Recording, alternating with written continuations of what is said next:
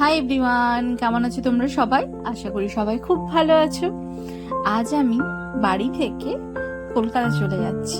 মানে তোমরা তো জানো, আগের ব্লগে আমি শেয়ার করেছিলাম যে আমি বাপের বাড়িতে এসেছিলাম। আজ চলে যেতে হচ্ছে। যাওয়ার সময় টোটো করে যেতে যেতে সকালবেলায় গ্রামটা কত শান্ত লাগছে, কোনো লোকজন নেই রাস্তায়।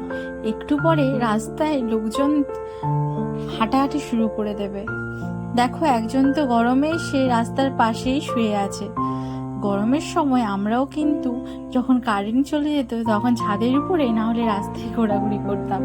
সে এক আলাদাই আনন্দের দিন ছিল সত্যি। আর এখানে কলকাতায় তো কারেন্টই যায় না, যদিও এটা একটা ভালো দিক। তাও আগের দিনগুলো কিন্তু ভালোই ছিল। ছোটবেলায় যখন কারেন্ট চলে যেত, পড়াশুনো করতে হতো না, বা বৃষ্টি চলে আসলে পড়াশুনো বন্ধ, সে এক আলাদাই মজা ছিল জীবনে। তো আমাদের ট্রেন ছিল 4:55। সে মতো আমরা সকাল সকাল চলে এসেছি। যদিও ট্রেনটা লেট ছিল বলে আমরা 4:55 জায়গায় প্রায় 5টা, 5:30টায় পৌঁছেছি স্টেশনে। তাও এখন ট্রেন আসেনি। চলো আজ তোমাদেরকে এই জগন্নাথ এক্সপ্রেসের ট্রেনের কেমন রিভিউ সেটা দেব। এই প্রথমবার জগন্নাথের স্লিপারে আমি ট্রাভেল করছি। তো আমাদের ট্রেনের নাম হলো জগন্নাথ এক্সপ্রেস, যেটা শালিমার যাবে। কিন্তু ট্রেনটা এত লেট করছে, মনে হয় আজকে 8টায় টাইম আছে, আমাদের পৌঁছতে সেই 10টা বেজে যাবে। আর যা রোদ আর গরম, এখন থেকে যা গরম লাগছে, জানি না কি ভালটা হবে। অপশন নেই, আর কোনো টিকিটই পাইনি। তাও ঠিক আছে, সকাল সকাল পৌঁছে যাবো, বাড়ি থেকে ঘুমোনো যাবে। আমার আজকাল দুদিনই ছুটি আছে, কিন্তু ভেবেছিলাম থেকে যাব। কিন্তু আমার বোন আসবে, মেজো, ও তো কলকাতায় থাকে, তো আমার বাড়িতে আসবে বলে ভাবলাম না চলে যায়। এত গরম লাগছে কি আর বলবো। এখন আমাদের সকাল 5:30। আমাদের ট্রেন ছিল 4:55-তে। ট্রেনটা 1 ঘন্টা লেট আছে। 5:55 ছাড়ার কথা, এখন টাইম দেখাচ্ছে 6টা। তো আমরা সেই 3টেই ঘুম থেকে উঠেছি, যেহেতু 4:55 ট্রেন ছিল। কিন্তু এখন ট্রেন ডিলে করে করে 6টা হয়ে গেছে। আমরা এসছি এখানে 5:30। এখনো ট্রেনের কোনো খবর নেই। বসে আছি, ঘুমের 12টা বেজে গেছে। সানডেটা পুরো মাটি হয়ে গেল। সকালবেলা পৌঁছে দেখি স্টেশনে কিন্তু অনেকজনই মর্নিং ওয়াক করছে। চলো দেখো একজন কত সুন্দর এক্সারসাইজ করছে। জানো কি, প্রতিদিন আমাদের মিনিমাম 30 মিনিট হাঁটা উচিত, কিন্তু এমনই জীবন হয়ে গেছে 30 মিনিট কি 5 মিনিটই হাঁটারই কারণ পিছিয়ে যাচ্ছে। 5:55 থেকে এখন 6টা 5:10 দেখাচ্ছে। আমাদের S11-এ সিট আছে, তো একবারে পেছনের দিকে আমরা চলে এসেছি। ট্রেনটা অনেকটাই লম্বা, 19 নম্বর বগি, মানে একবারে পেছনে পড়বে। তাই একবারে প্ল্যাটফর্মের পেছনের দিকটা এসে বসে আছি, পুরো পাই দিকটা। তোমার কি বলবো, এখন সকাল থেকে শুধু এখনো সূর্যটা ওঠেনি, তার আগেই এত গরম। সূর্যটা উঠলে কি হবে, ওই দেখো সূর্যটা উঠছে, দেখাই তোমাদের। ওই দেখো সূর্যটা উঠবে। আর দেখো ওখানে একটু ঝগড়া হচ্ছে, যারা ওই প্ল্যাটফর্মে কাগজ টাগজ পোড়ায় তারা ঝগড়া করছে।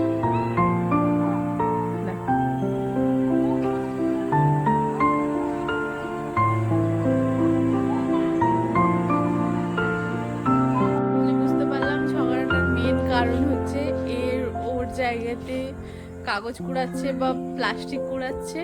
সবার এখানে জায়গার ডিভিশন থাকে, তো সেই জন্য ওরা সবাই মিলে ঝগড়া করছে। এটা আমি শুনতে পেলাম এখান থেকে, আবার ঝগড়া করে করে আমাদের এদিকেই আসছে। আর একজনের তো সারাদিন যেখানে হোক সেখানে সারাক্ষণ মোবাইল দেখা তার মেন ফোকাস থাকে।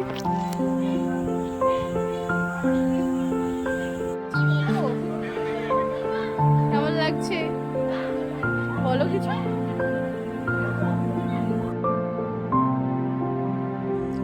যাই হোক, অ্যাট লাস্ট অনেক অপেক্ষা করার পর ট্রেনটা এলো।